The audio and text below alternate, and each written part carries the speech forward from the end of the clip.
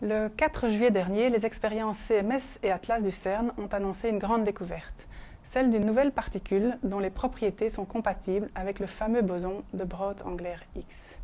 Alors ce fut une journée incroyable, très émotive, particulièrement pour nous, les expérimentateurs de l'ULB, qui sommes dans CMS depuis son début, donc depuis une vingtaine d'années, et qui participons actuellement à cette découverte historique de cette nouvelle particule qui était prédite par qui ?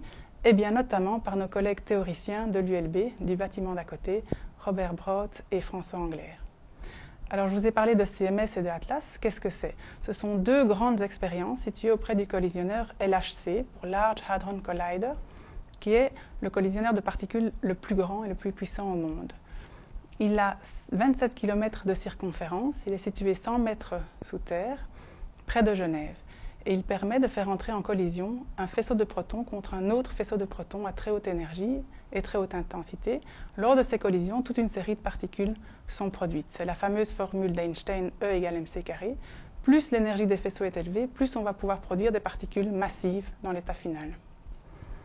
Alors pourquoi est-ce qu'il a fallu tant de temps pour découvrir cette fameuse particule, ce fameux boson de Brout-Englert-Higgs?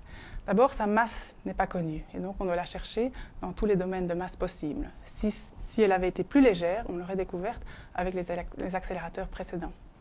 Une autre difficulté, c'est son temps de vie qui est extrêmement bref. Une fois qu'elle est produite, quasi immédiatement, elle va se désintégrer en d'autres particules. C'est un peu comme un vase qui s'est cassé en beaucoup de morceaux, dont il faut reconstruire la forme à partir de ces débris. Alors vous voyez ici, sur cette image, un très bel événement qui a été enregistré par l'expérience CMS.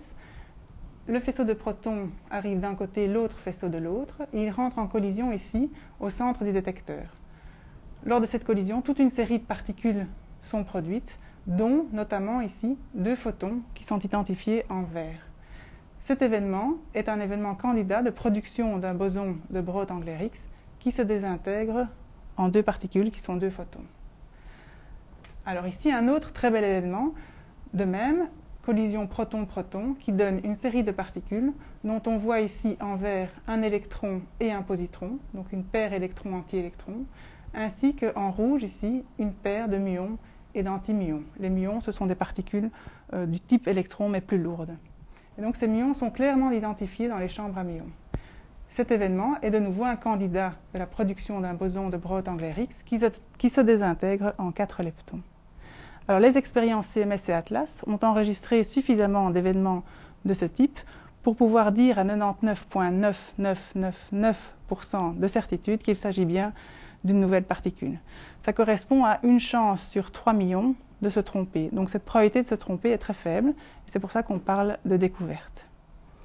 Alors cette découverte ne clôt pas un chapitre, mais ouvre tout un nouveau domaine de recherche. Il va falloir d'abord identifier cette nouvelle particule. Est-ce que ses propriétés correspondent bien à ce dont on s'attend? Sinon, est-ce qu'il y a de la place pour une nouvelle physique, quelque chose de plus exotique, dont les physiciens cherchent la présence avec beaucoup d'impatience? Par exemple, est-ce qu'il y a un boson de Brout-Englert-Higgs plus massif? Et finalement, est-ce que cette particule peut nous aider à comprendre certaines questions très importantes en physique, comme la nature de la matière noire?